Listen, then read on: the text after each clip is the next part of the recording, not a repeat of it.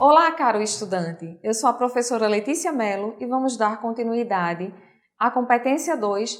Agora vamos falar sobre o método ABC, ou também conhecido como curva ABC. A curva ABC é uma ferramenta de gestão de estoques por meio da qual é possível a identificação dos itens de maior valor financeiro em estoque ou maior valor de demanda. A classificação vai depender de como o gestor quer classificá-los e sobre eles exercer uma gestão mais refinada. Ele também é um processo de divisão de itens em 3 classes, né? Por isso o nome ABC, porque a divisão é feita em 3 classes, A, B e C.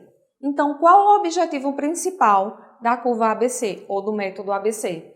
Focar atenção em itens principais em termos de utilização. Digamos que seja uma forma estratégica de elevar os resultados da empresa, ou seja, buscar maiores lucros.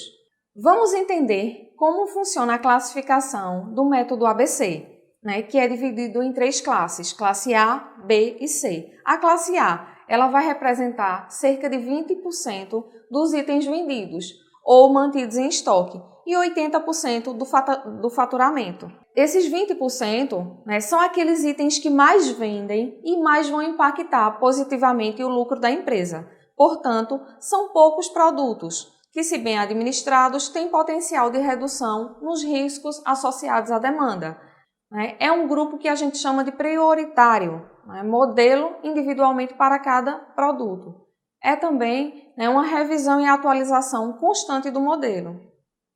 A classe B ela vai representar cerca de 30% dos itens que são vendidos ou mantidos em estoque e 15% do faturamento. Então, observe que a classe B ela vai impactar menos do que a classe A, porque a classe A são aqueles produtos chamados os meninos de ouro da empresa, né? Aqueles que o gestor ele tem que ter um olhar bem especial. Já os itens da classe B, eles são aqueles intermediários que vendem, né, trazem retorno, porém eles não precisam, né, ter todo aquele brilho, ter todo aquele olhar do gestor. A classe C, ela representa cerca de 50% dos itens vendidos ou mantidos em estoque e 5% apenas do faturamento. Ou seja, o retorno dos itens da classe C, eles impactam menos no faturamento, né? São aqueles itens que é preciso que a empresa tenha, porém não precisa, né, o gestor ter tanto olhar para ele, né? Eles justificam menos atenção por parte da administração.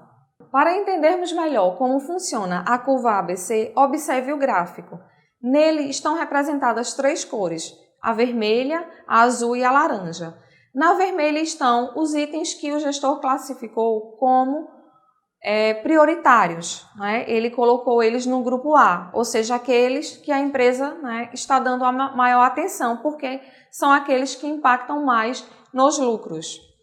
Então, qualquer estímulo às vendas vai ser focado nessa classe, nesses produtos. No grupo B, né, na letra azul, observe que estão aqueles itens que impactam no lucro, mas nem tanto, né, menos do que o A. Porém, eles precisam ter um olhar especial. Já na parte laranja, estão os itens que são classificados no grupo C, que são aqueles itens que a empresa precisa manter, mas eles não impactam tanto o lucro. A curva ABC, né, ela tem uma associação com o princípio de Pareto. O princípio de Pareto ele diz o seguinte, que 20% dos fatores, né, são aqueles que representam 80% no impacto, no resultado da empresa. Já 80% dos fatores representam apenas 20% de impacto. Ou seja, o olhar do gestor, né, o olhar da área de gestão, precisa ser focada nesses 20%, porque são eles que vão elevar o resultado da empresa. Agora que entendemos como funciona a curva ABC, vamos para outra parte da nossa competência, que é falar sobre a avaliação de estoques. Você já ouviu falar sobre a avaliação de estoques? Você sabe a importância da avaliação de estoques para uma empresa? Vamos entender melhor, então, essa importância. A avaliação de estoques ela influi no custo dos bens vendidos ou das matérias-primas usadas na produção. Ela é feita com base no preço dos itens existentes no estoque. Lembrando que quando eu reabasteço meu estoque e eu estou tendo custos, né? Eu estou investindo em estoques para que eu possa depois vendê-los. As formas de avaliação de estoques utilizadas no nosso país utilizam 3 métodos, que são custo médio, PEPS e o EPS. Né? O PEPS também é conhecido como FIFO e o EPS também conhecido como LIFO, que são siglas internacionais. A avaliação desses métodos busca o quê? Assegurar que o capital imobilizado em estoques seja o mínimo possível, né? E assegurar também que estejam de acordo com a política da empresa, porque para cada tipo de empresa vai ser adotado um método diferente de avaliação de estoque. Além disso, outro fator que justifica a avaliação de estoque é o valor desse capital, né? Para que ele seja uma ferramenta de tomada de decisão. Como é que vai ser manuseado o estoque? Além disso, também evitar desperdícios, como obsolências, roubos, extravios. Vamos agora então conhecer como funciona cada um dos métodos de avaliação de estoques. Para entender como funciona cada um dos métodos de avaliação de estoque, vamos utilizar o exemplo que está no nosso e-book. Tem um exemplo de um estoque de biscoitos em um determinado período de tempo, cuja movimentação foi da seguinte forma. Em 1 de janeiro, houve uma compra de um biscoito no valor de R$ 1,30. Depois, em 2 de janeiro, compra de mais um biscoito no valor de R$ 1,20. Em 3 de janeiro, outra compra de um biscoito também, só que dessa vez o preço foi menor, foi apenas de R$ 1,00. Observe que os valores de aquisição dos biscoitos decresceram ao longo do tempo. Depois, passadas essas aquisições, teve uma venda, então foi a primeira venda de um biscoito. E aí, quanto é que fica o custo da venda desse biscoito? Para entender como funciona essa movimentação do estoque de biscoitos pelo método EPS, observe a ficha na tela, a ficha de controle de estoque. Nela tem as aquisições na parte verde, que indica por data, em ordem cronológica, dia 1/1, que foi adquirido uma unidade de R$ 1,30. Observe na horizontal a linha de saldo, que aí o estoque termina com o saldo na data de 1/1 com o valor de R$ 1,30, que foi o valor da unidade de biscoito adquirida. No dia 2, foi adquirida outra unidade de biscoito ao valor de R$ 1,20. Então, o saldo no dia 2/1 fica da seguinte forma, ele vai ter uma unidade de R$ 1,30 e uma unidade de R$ 1,20, totalizando um saldo de R$ 2,50. Esse vai ser o saldo de estoque nessa data. No dia 3, houve uma nova aquisição de um biscoito no valor de R$ 1,00. Então, como é que fica o saldo nesta data? Observe, tem uma unidade de R$ 1,30, uma unidade de R$ 1,20 e uma unidade de R$ 1,00, totalizando um saldo de estoque na data de 3/1 de R$ 3,50. Já no dia 4/1 não houve aquisições, houve apenas uma venda, que representa uma saída de estoque. Então, essa saída, pelo método EPS, vai ser de R$ 1,00. Por que vai sair por R$ 1,00 e não por R$ 1,20 ou R$ 1,30? O que acontece? Pelo método EPS, é considerado a última unidade que entrou, ou seja, o EPS, último que entra, primeiro que sai. Então, o último que entrou foi no dia 3/1, que foi no valor de R$ 1,00. Então, a baixa pelo estoque vai ser dessa unidade que foi adquirida por último. Então, o saldo de estoque vai ficar como? Uma unidade de R$ 1,30, uma unidade de R$ 1,20, totalizando R$ 2,50.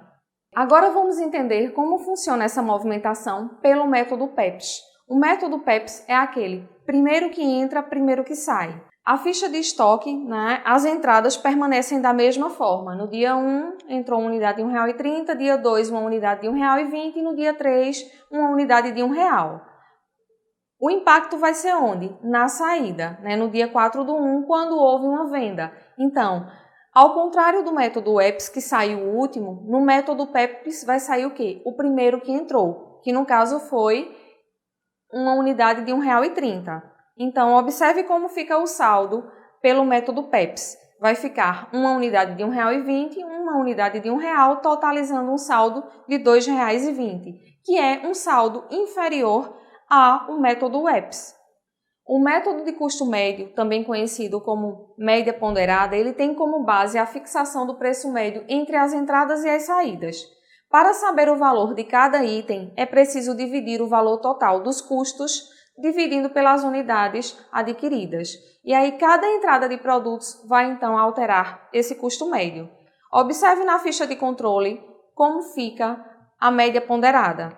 Observe na ficha de controle de estoque como então fica a movimentação pelo método da média ponderada. As entradas permanecem iguais, né, na sequência cronológica. O que vai impactar, mais uma vez, é apenas nas saídas. Observe que na saída, a média ponderada, o valor da unidade fica R$ 1,17. Então, os itens que ficam no saldo, eles têm o mesmo valor. Já no método PEPS e UEPS, os itens ficam com valores diferentes. Então, o valor total, no caso, para 2 unidades a R$ 1,17, fica de R$ 2,34.